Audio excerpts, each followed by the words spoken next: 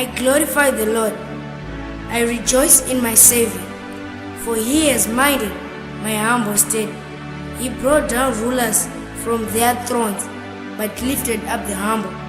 He filled the hungry with good things, but sent the rich away empty.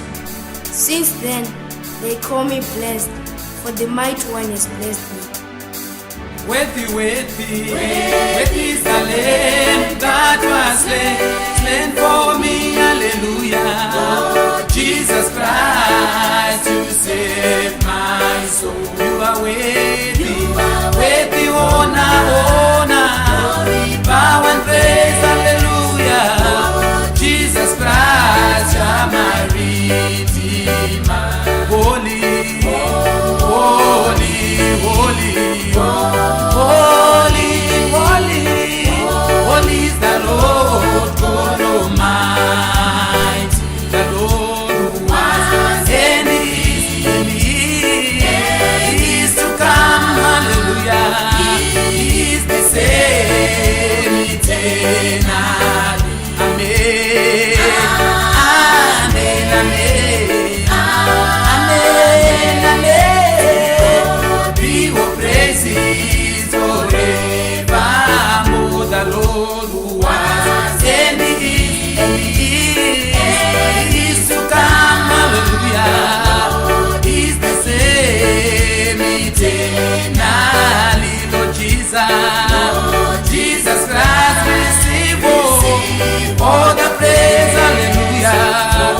With the blood, purchased nations, oh God, every knee shall bow, every time confess, hallelujah. Jesus Christ is the Lord of Lords.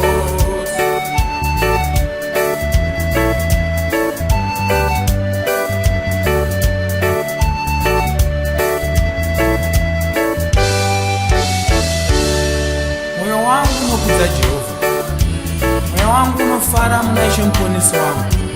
Zvaakaona urombo hwomushandiri wake, nokuti Wamasimba Ose wakandiitira zvinhu zvikuru.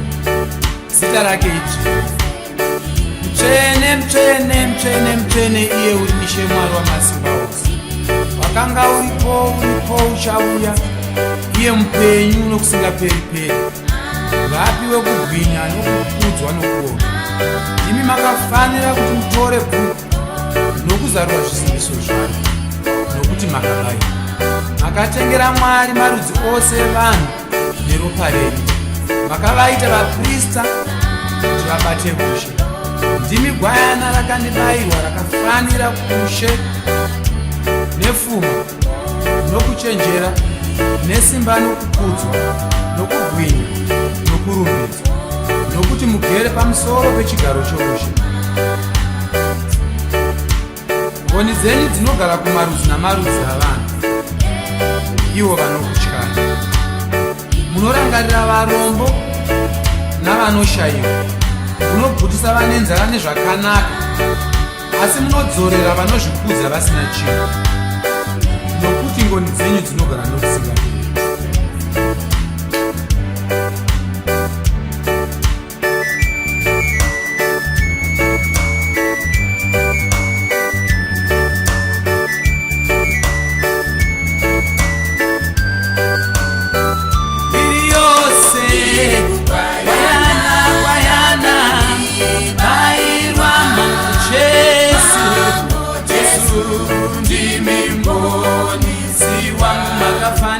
Makafanira mbiri rumbidzo Ishe Jesu ndimi nzikinu uri mutsvene, mutsvene, mutsvene, mutsvene, mutsvene. Ndiye Mambo Wamasimba Ose, waivapo, aripo acharamba, aripo acharamba, achitonga nokusingaperi. Amen, amen, amen, amen, amen. Ngavakudzwe nokusinga iye waivapo.